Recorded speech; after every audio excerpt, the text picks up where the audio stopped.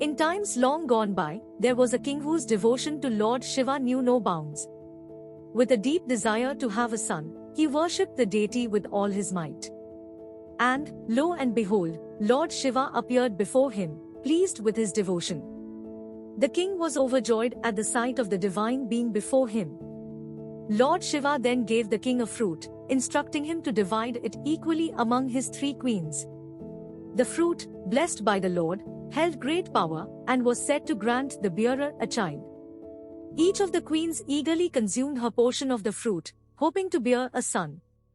To the surprise of all, when the time came, each queen gave birth to only a third of the child's body.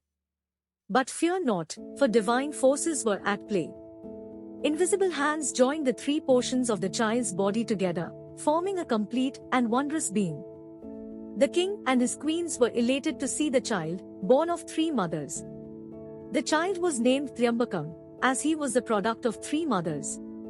Later on, the astrologers named him Chandrashekhara, for he was adorned with a crescent moon on his head, much like the great Lord Shiva himself.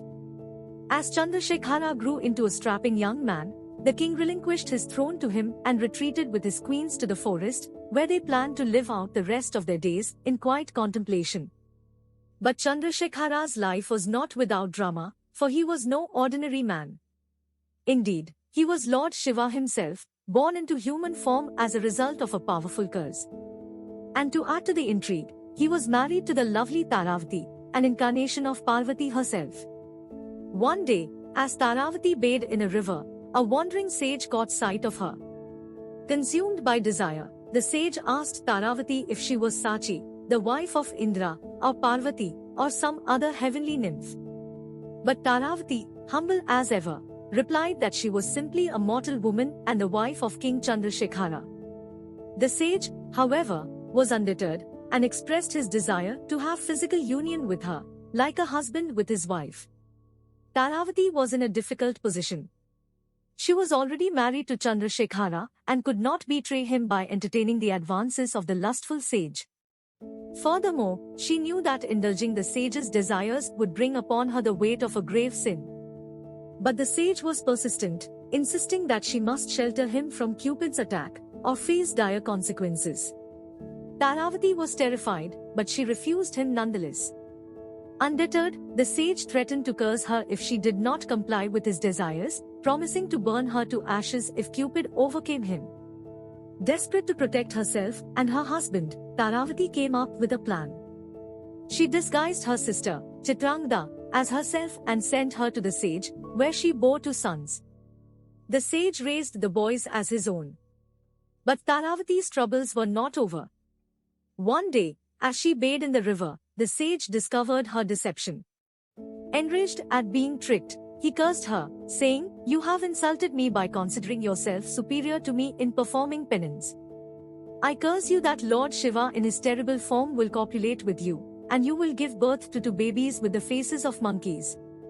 Truly, Taaravati was a virtuous woman with a heart as pure as gold. She refused to allow anyone to touch her body other than her beloved husband, and she vowed to remain loyal to him forever. As the sage meditated on his actions, he had a revelation. He realized that Taaravati was none other than the divine Parvati, and her husband Chandrashekhara was Lord Shiva himself, in human form. Overcome with shame and remorse, he begged Taaravati's forgiveness and left with his 2 sons and Chitrangda, who had borne his children. Taaravati, true to her nature, revealed everything to her husband. When she told him about the curse bestowed upon her by the sage, Chandrashekhara was filled with concern for her safety. He immediately ordered the construction of a heavily guarded chamber in the palace, where no one could enter, to protect her from harm. Though Chandrashekhara was unaware of it, he himself was the human form of Lord Shiva. He had forgotten that the all-powerful Lord Shiva could not be prevented from entering any place or approaching any person, under any circumstances. One day, as Taaravati worshipped Lord Shiva and Parvati in her chamber, she suddenly realized that Chandrashekhara was no different from Lord Shiva himself. They were one and the same. At that moment, Lord Shiva himself arrived in the chamber, accompanied by Parvati. He spoke to Taaravati, saying, You are the human incarnation of Parvati, and so I ask that you allow me to enter your body as a spirit. I wish to bless you with 2 sons. Parvati followed his instructions and entered Taaravati's body. Then, Lord Shiva, adorned with a garland of skulls, lay with Taaravati, and as a result, she gave birth to 2 sons with the appearance of monkeys. When Taaravati regained her senses, she was filled with disgust at what had happened. But Lord Shiva appeared before her once more, saying, "O pure Taaravati, you took a vow in front of the sage that no one but your husband Chandrashekhara could touch your body. That vow has not been broken, for I am both Shiva and Chandrashekhara. So, remove the distress and disgust from your mind and heart." Taaravati, relieved by Lord Shiva's words, told Chandrashekhara everything that had happened. Chandrashekhara, knowing that Lord Shiva loved Parvati alone and could not have dalliances with any other woman, had no doubts about what had occurred. As Taaravati regained her composure, Lord Shiva appeared before her once more. He spoke gently to her, saying, "O pious Taaravati, you took a vow in the presence of the sage that no one but your husband Chandrashekhara could touch your body. That vow has not been violated, for I am both Shiva and Chandrashekhara. Cast off your distress and disgust, for there is nothing to be ashamed of."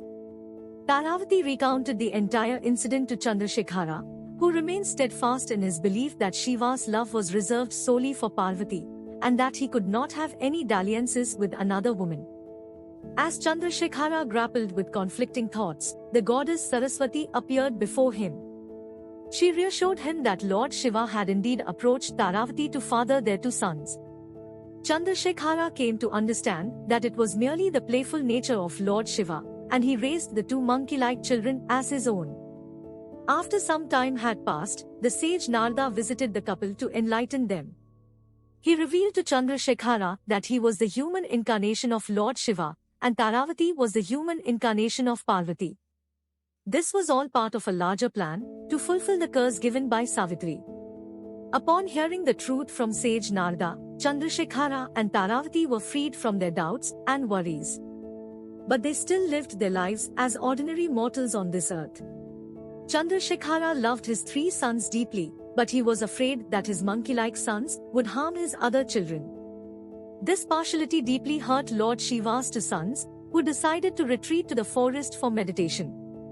Impressed by their devotion, Lord Shiva appeared before them and blessed them with immortality. These 2 sons of Lord Shiva were named Vaitala and Bhairava and were appointed by Lord Shiva as chieftains of his attendants. They became famous for their devotion and service to Lord Shiva.